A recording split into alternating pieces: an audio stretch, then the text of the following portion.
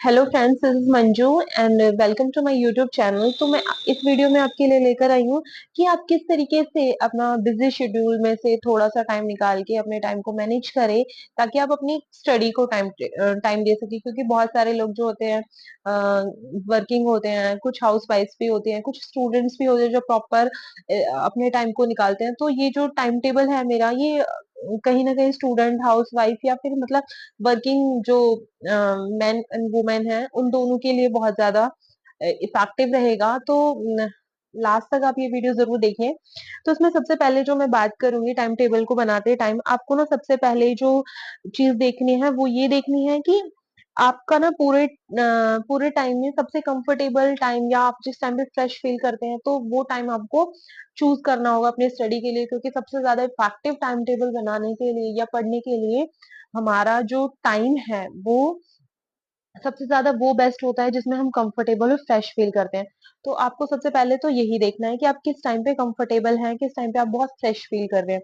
दूसरा, आप एक काम कर सकते हैं कि आप पूरे शेड्यूल देखिए, पूरे टाइम में आपने क्या क्या किया, किस टाइम पे आप कौन सी एक्टिविटीज कर रहे हैं, कौन से टाइम को आप बचा सकते हैं सेव करके या फिर दूसरी एक्टिविटीज में लगा सकते हैं। तो इस तरीके से आप अपने टाइम को एनालाइज कर सकते हैं कि आप कौन कौन सी एक्टिविटी कैसे कैसे कर रहे हैं। तो मैं जो टाइम टेबल आपको बताने जा रही हूँ, ये मैं खुद भी फॉलो करती हूँ और ये बहुत इफेक्टिव है। कहीं ना कहीं हमें मतलब, जब कहते हैं ना कि जब लोग उठते हैं ना, तब हम अपना काम करके दोबारा सो जाते हैं। तो चलिए फिर आज मैं आपको अपना इफेक्टिव और बहुत अच्छा टाइम टेबल बताने वाली हूँ। तो सबसे पहले जो स्टूडेंट्स होते हैं उनके पास ना बहुत सारे सब्जेक्ट्स होते हैं, ठीक है। तो हमारे पास तो मैं 5 सब्जेक्ट की ही बात करूंगी जो कि कॉमनली कंपटीशन एग्जाम में सबके पास होते हैं। तो फाइनली जो पहला सब्जेक्ट होता है वो मैथ्स हो गया हमारा, सेकंड इंग्लिश हो गया, थर्ड जो है हमारा, ये हमारा सोशल साइंस या फिर आप जिसको जीके और जीएस बोलते हैं, और फोर्थ हो गया हमारा मेन सब्जेक्ट, या फिर एक आपका रीजनिंग हो गया, और पांचवा सब्जेक्ट हो गया हमारा, और जो फिफ्थ सब्जेक्ट हो गया वो आपका मेन सब्जेक्ट हो गया। लाइक कि अगर आप टीचिंग में है तो आपका मेन सब्जेक्ट हो गया, जैसे हिंदी है, इंग्लिश है, टॉप कंपलसरी जो सब्जेक्ट है। अदरवाइज आप 4 सब्जेक्ट पे बहुत ज्यादा काम करते हो। और ठीक है, तो यहाँ पर जो ये सब्जेक्ट्स हैं, इनको किस तरीके से आप मैनेज करो, कौन से टाइम पे क्या चीजें पढ़ो, जिससे आपको ना बहुत अच्छे से समझ आए। पढ़ने का भी एक टाइम होता है, एक शेड्यूल होता है कौन से, क्योंकि ब्रेन जो वर्क करता है ना, वो एक अलग अलग तरीके से काम करता है। तो ब्रेन का फंक्शन क्या है कि अगर आपको ब्रेन को आपने बहुत अच्छे से टाइम दिया है, मतलब आपने उसको रेस्ट दिया है, तो जब वो वापस जब एक्टिव रहेगा, तो उस टाइम पे वो बहुत अच्छा फंक्शन करेगा। तो इस टाइम पे जैसे कि हम जब रात में जब सोकर उठते हैं, तो मॉर्निंग में आपको ना ऐसा सब्जेक्ट रखना है जो आपको ना याद करने वाला है। तो लर्न करने वाले सब्जेक्ट, जो जो याद करने वाले सब्जेक्ट होते हैं, उनको हम जैसे जीएस एंड जीके को आप मॉर्निंग में पढ़ो 2 आवर्स, ठीक है। तो इससे ना आपको मॉर्निंग में, इसमें भी ना आप डेली ना पढ़ो। जैसे 3 दिन आपने जीएस पढ़ा, 3 दिन आपने इंग्लिश पढ़ा, ठीक है। तो इस तरीके से आप वीक में ना अपने कुछ कुछ टॉपिक्स को कंप्लीट कर सकते हो। और मतलब 2-3 महीने अगर आप इस तरीके से पढ़ाई करते हो, तो आपका ये जो टाइम है ना, ये बहुत अच्छे से रिजल्ट लेकर आएगा। इसके अलावा फिर आप बीच में जब इसको आप रखो मॉर्निंग में, मतलब जिस टाइम पे भी आप उठते हो, 2 घंटे आप जीएस पढ़िए। इसके बाद है ना आप मैथ्स पढ़िए। मैथ्स को आप आराम से ना 2 से 3 घंटे दे सकते हैं। 2 घंटे में आप क्या करिए, इसको, इसके जो कॉन्सेप्ट है, कॉन्सेप्ट पर काम करिए, क्योंकि मैथ्स जो है ना वो कॉन्सेप्ट है। उसके बाद आपकी इसकी प्रैक्टिस, प्रैक्टिस आप जितना करेंगे उतनी आपकी जो स्किल्स हैं वो बेस्ट होंगी। तो प्रैक्टिस पे बहुत काम करना है। तीसरी चीज जो मैं आपको बता रही हूँ, उसके बाद है ना आप इंग्लिश पढ़िए। इंग्लिश में आपको क्या करना होगा, इंग्लिश में इंग्लिश में ना सबसे पहले ना आप रूल्स पर काम करिए। आप हार्डली ना 20-25 दिन आप रूल्स पे बहुत अच्छे से काम करेंगे, तो इसके बाद ना आप प्रैक्टिस कर पाओगे। प्रैक्टिस जैसे करोगे, फिर धीरे धीरे ना इसके हाफ एन आवर यानी कि 30 मिनट आप इसमें ना वोकैब पढ़ते रहिए। क्योंकि वोकैब एक ऐसी चीज है जिसको अपने एकदम से याद नहीं कर सकते। मतलब अगर आपको बोला जाए कि आपका कल पेपर है या फिर 10 दिन बाद पेपर है, आप 10 दिन पहले लेके शुरू करो कि चलो मैं वोकैब फिनिश करती हूँ या करता हूँ, तो आप नहीं कर पाओगे। क्योंकि वोकैब ना एक बहुत अच्छा खासा टाइम लेती है। तो आपको ना वोकैब पे ना बहुत बहुत टाइम पहले से ही काम करना पड़ेगा। मतलब एटलीस्ट आपको 3 मंथ्स पहले आपकी वोकैब बहुत बहुत अच्छी होनी चाहिए, उसको धीरे-धीरे पढ़ो, तो वो धीरे-धीरे आपको याद भी हो जाएगी।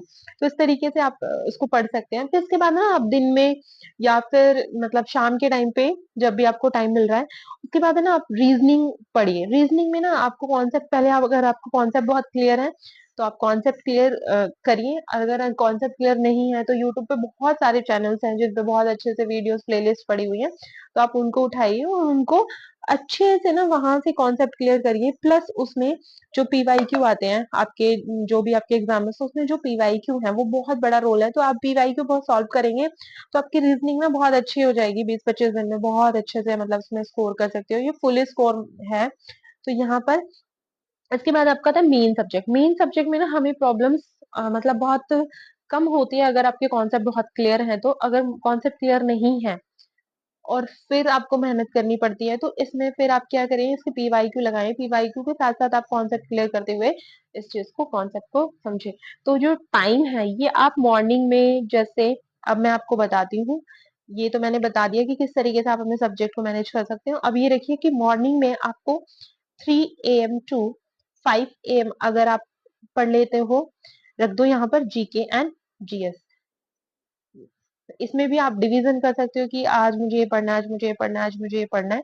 इसके बाद आप 5:30 AM टू 7:30 आप इसमें मैथ्स पढ़िए।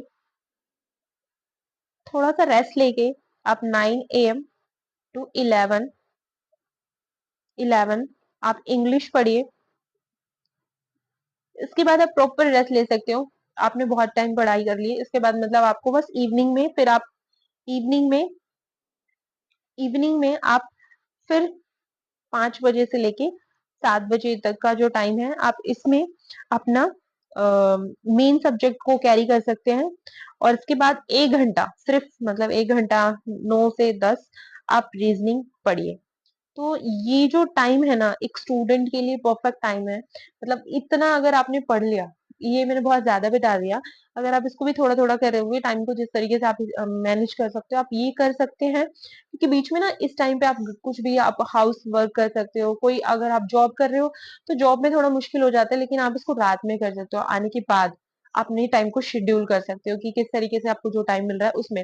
लेकिन मेरा मानना है कि कोई भी ऐसा इंसान नहीं है कि जो आपको प्रॉपर आपको टाइम बता सके। क्योंकि आपको टाइम ना, आपका अपना टाइम आपको खुद पता है कि आपकी कैपेसिटी क्या है, आप कितना पढ़ सकते हो, कितनी टाइम में आपको चीजें समझ में आती है। किसी को 10 घंटे पढ़ के समझ आती है, किसी को 1 घंटे में वो चीज समझ आ जाती है।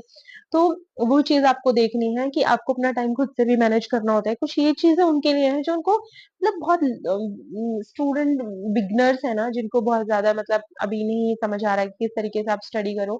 तो इस तरीके से अगर आप पढ़ाई करोगे, अगर आप डेली ना 6 से 7 घंटे, अगर आप 3 महीने भी ना, मतलब सिर्फ मैंने बोला 3 मंथ्स, बहुत बड़ी टारगेट नहीं बताया मैंने, 3 मंथ अगर आप 6-7 घंटे डेली पढ़ते हो ना, तो आप यू कैन अचीव एवरीथिंग। क्योंकि मैंने किया है, मैंने अपना पूरा सिलेबस बहुत अच्छे से ऐसे इस तरीके से कंप्लीट किया है। तो you can do. Thank you. और अगर आपको वीडियोस पसंद आई हो तो प्लीज लाइक एंड सब्सक्राइब करिए please. Thank you so much.